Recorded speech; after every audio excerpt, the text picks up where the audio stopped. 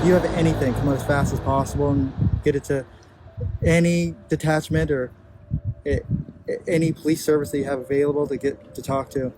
And Jack just absolutely loves bugs, dinosaurs, anything like that. But a pink blanket found in the woods, a car waiting on a quiet road, and 2 children who vanished into thin air. This is the mystery that Nova Scotia cannot forget. But before we continue, subscribe.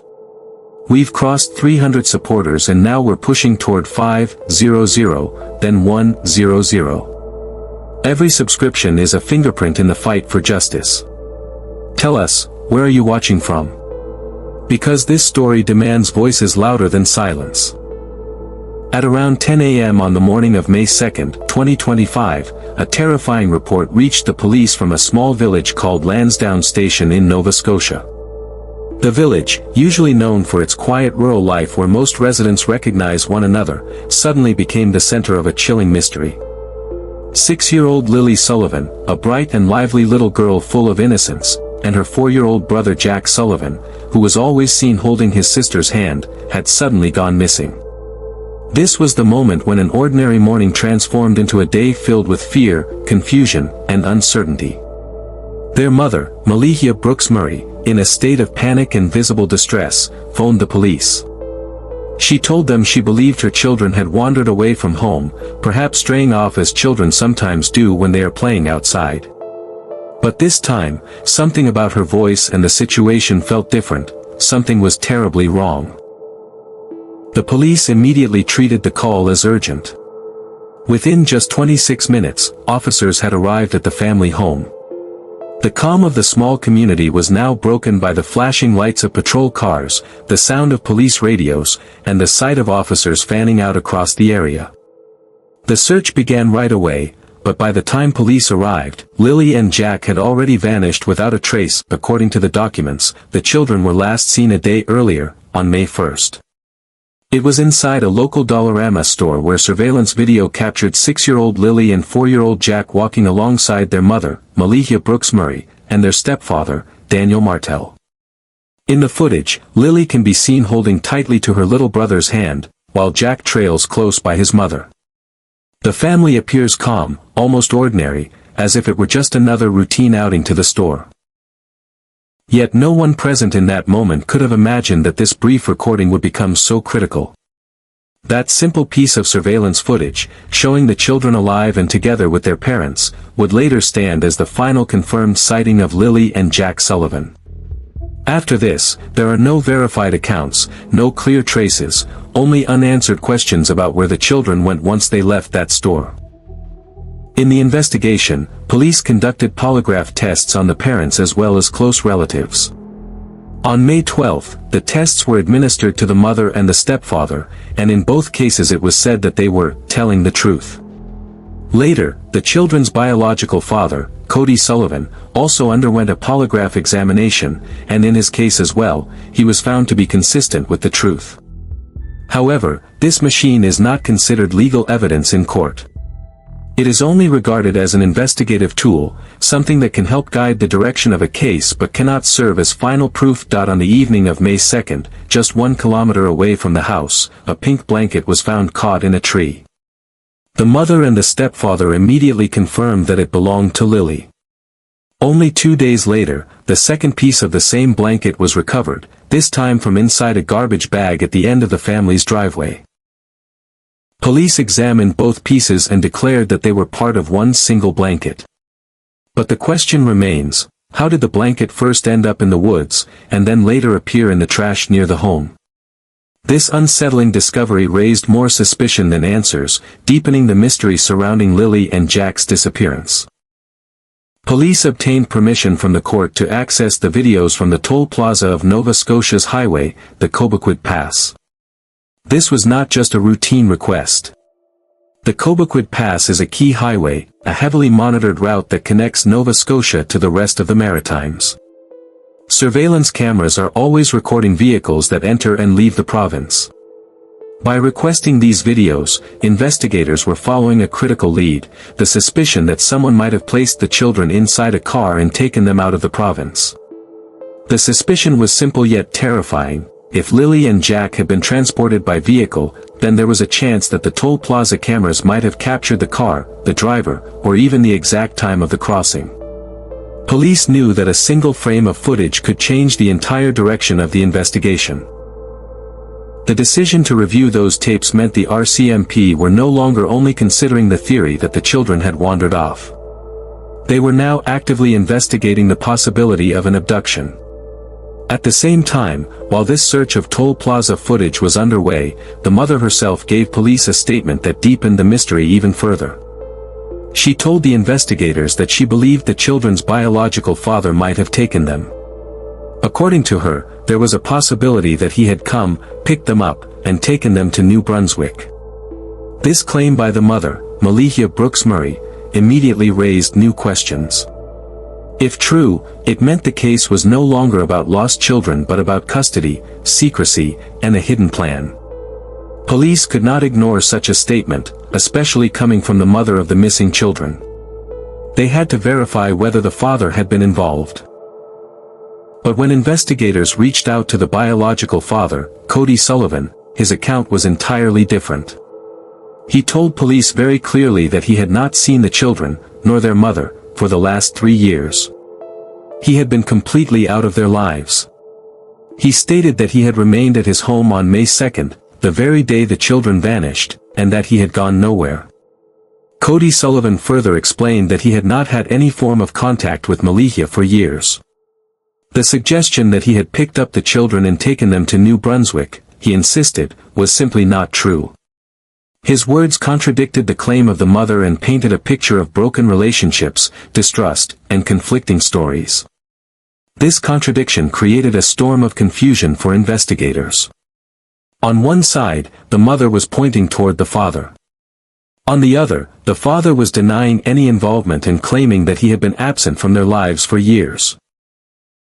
The two accounts could not be reconciled easily. For the RCMP, the truth was now buried under layers of mistrust and family conflict. The court documents show that this moment in the investigation was pivotal. Police had hundreds of tips pouring in from the public. They had pieces of a pink blanket recovered both in the woods and from the trash. And now they had a divided narrative between the mother and the father. To untangle the truth, they needed to rely not only on statements but also on hard evidence, toll plaza footage, cell phone records, and forensic testing. The mystery of Lilly and Jack Sullivan was no longer simply about two missing children. It had become a case clouded by suspicion, secrecy, and the possibility that someone close to them might be hiding the truth. And as police continued to dig deeper, the tension in the community grew heavier, leaving everyone to ask the same haunting question: if the father did not take them, and if the mother's story was not entirely accurate, then who had Lilly and Jack, and where were they taken? On May 31st, police received an important tip. This was not just another call among the hundreds of leads they had already collected. This was different. It came from a woman named Natasha Haywood, and what she had to say would add a new layer to the mystery. Natasha told investigators that she had seen something unusual on the morning of May 2nd, the very day Lilly and Jack disappeared. She described seeing a young girl and a young boy walking along the side of the road. The girl, she said, had braids in her hair. Every detail stood out clearly in her memory. She recalled that the girl was wearing a tank top with blue strings. Walking beside her was a little boy, younger, smaller, and visibly dependent on his sister's lead. These two figures matched the description of 6-year-old Lilly Sullivan and 4-year-old Jack Sullivan. Natasha emphasized how the girl was holding the boy's hand tightly, guiding him as they moved forward. The image was striking. A sister leading her brother, both vulnerable, both far too young to be walking alone on a roadside in a rural community. It was an image that would not easily leave the mind of a witness. But what made the account even more unsettling was what Natasha described next. She said that the children were walking toward a woman. Not just any passerby, but a middle-aged woman who appeared to be waiting. Natasha estimated the woman to be between 50 and 60 years old. She described her as having a loose curl hairstyle, a distinctive detail that suggested she had taken the time to really observe the scene. This woman was standing beside an older model car, a tan or golden-colored sedan. It wasn't new. It wasn't flashy.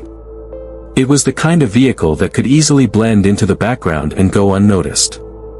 But there was something about the positioning of the car that made the situation feel ominous. The back door of the vehicle was open. Open, as though prepared in advance. Open, as though expecting someone. To Natasha, it looked like the children were walking directly toward this woman, directly toward this car, and directly toward an open door that might have been waiting just for them. The detail of the open door is chilling. It suggests intent. It suggests readiness. A car door doesn't just open itself, someone had opened it, and someone was waiting. Was this coincidence? Or was it a carefully staged moment, a plan unfolding before an unsuspecting witness on a quiet rural road? For investigators, Natasha's account was critical. It meant that if her memory was correct, the children had not simply wandered off aimlessly. They had been seen moving toward another person, a person who may have had a role in their disappearance. The scene she described is haunting: two innocent children, one guiding the other, walking with trust and vulnerability, while a car stands nearby, its rear door wide open like a silent invitation. And a woman, calm, composed, standing by, as though she was exactly where she was supposed to be. To police, this testimony added weight to the theory that Lilly and Jack might have been lured, or even taken. It added to the urgency of reviewing surveillance, checking for matching vehicles, and identifying middle-aged women in the area who drove older model golden sedans. And to the community, this account only deepened the fear. If the children had been seen alive, walking towards someone, then the possibility of abduction became more real than ever. The open car door, the waiting woman, the trusting children, all of it painted a picture that was far darker than the idea of children simply wandering into the woods. On May 31st, Natasha Haywood gave police more than just a tip. She gave them a story, a vision of what might have been the last moments anyone saw of Lilly and Jack Sullivan together, alive, and heading toward the unknown. But today, even after 3 long months, one question continues to haunt Nova Scotia: where are Lilly and Jack? Were they really 2 young children who simply wandered away from their home, vanishing into the woods without a trace? Or, was there someone else involved? Someone who took them, quietly and deliberately, leaving behind only fragments of confusion and fear? These questions remain unanswered. They hang in the air like shadows that refuse to fade, growing darker with each passing day. The silence of Nova Scotia is heavy now. It is not the silence of peace, but the silence of uncertainty, the silence of a community waiting, searching, hoping, yet fearing the worst. Neighbors who once heard children's laughter now hear only their absence. Families in the region hold their own children a little tighter, reminded of how fragile safety can be. Investigators continue to dig, to question, to search, but every new lead seems to raise more questions than answers. What happened on the morning of May 2nd? Why was a pink blanket found first in the woods, and then again in the trash? Why were the children reportedly seen walking toward a car, toward a woman, toward an open door that might have been waiting for them? And most importantly, why, after all these months, has there been no trace of Lilly and Jack Sullivan? This is not just the story of a missing persons case. It is the story of 2 innocent lives, interrupted. It is the story of a mother, a father, a stepfather, and a community, all under the weight of suspicion, of grief, and of unanswered questions. And so, Nova Scotia waits. The quiet roads, the forests, the rivers, they all hold secrets that have not yet been revealed. Somewhere in that silence, the truth exists. But until it is found, the haunting reality remains. 2 innocent children. Gone without a sound. Gone without an explanation. Gone, but never forgotten.